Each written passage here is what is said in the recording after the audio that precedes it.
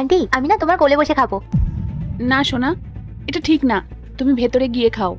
না, আমি তোমার কোলে বসেই খাবো, তুমি আমার ফ্রেন্ড হও। সোনা, তুমি মালিকের মেয়ে আর আমি তো সামান্য একটা গার্ড, এভাবে খাওয়াটা ঠিক না। না, আমি কোনো কিছু জানি না, আমি শুধু তোমার কোলে বসেই খাবো। আচ্ছা আসো।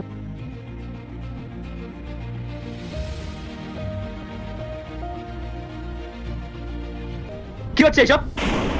ঈশিতা এদিকে আয়। কাকান, আমি ওনার কোলে নিজেই বসেছি। ফুলটা তোমার নামা, ফুলটা হচ্ছে এই সিকিউরিটি গার্ডের।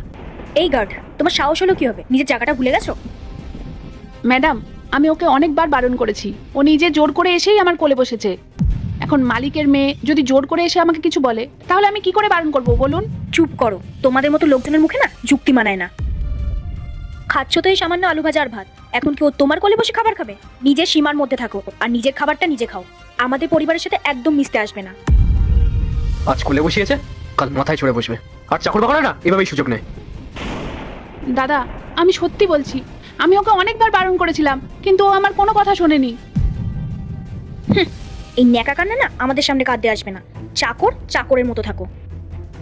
একটা কথা মাথায় রেখো, তোমার এই মাইনে না আমাদের ইশারায় চলে। 1 মিনিটে তোমার কাজের থেকে বার করে দিতে পারি। আমি জানি আমি গরিব, আর আমি সেটাও জানি যে আমার জায়গাটা কোথায়, কিন্তু বাচ্চার মন আমি ভাঙতে পারিনি।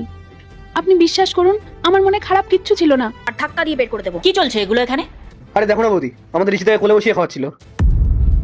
ওর কত বড় সাহস দেখো! এভাবে চলতে থাকলে তো আমাদের মাথার উপর চড়ে বসবে। তোমরা এতক্ষণ ধরে একটা মানুষকে অপমান করছো, কিন্তু তোমরা কি একবারও জিজ্ঞেস করেছো যে আমার মেয়ে ওনার কোলে কেন বসেছিল? একটা শিশু কখনো স্ট্যাটাস দেখে না, সে শুধু ভালোবাসাটা বোঝে। আজ যদি আমার মেয়ে গার্ডের কোলে বসে তাহলে আমি লজ্জা পাবো না, আমি লজ্জা পাবো সেদিন যেদিনও কাউকে অপমান করে ছোট করতে শিখবে। মা, উনি কোনো দোষ করেনি, আমি ওনার কোলে গিয়ে বসেছিলাম।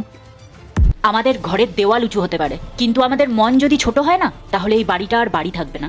রমা, তুমি ওকে নিয়ে ভেতরে যাও। তুমি আজকে ওকে নিয়ে আমাদের ডাইনিং টেবিলে বসে ওকে খাবার খাওয়াবে।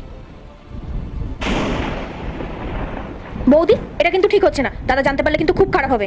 তোমাদের দাদা তোমাদের মতো মানুষ না, আমি ওকে চিনি।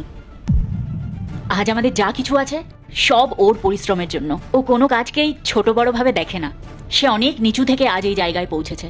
তাই আমরা চাই না যে আমাদের মেয়ে স্ট্যাটাস দেখে কাউকে বিচার করুক। তাই আমরা চাই আমাদের মেয়ের পা যেন সবসময় মাটিতেই থাকে। রমা, তোমার কারোর কথা শুনতে হবে না, তুমি ওকে ভেতরে নিয়ে গিয়ে খাওয়াও। জামা।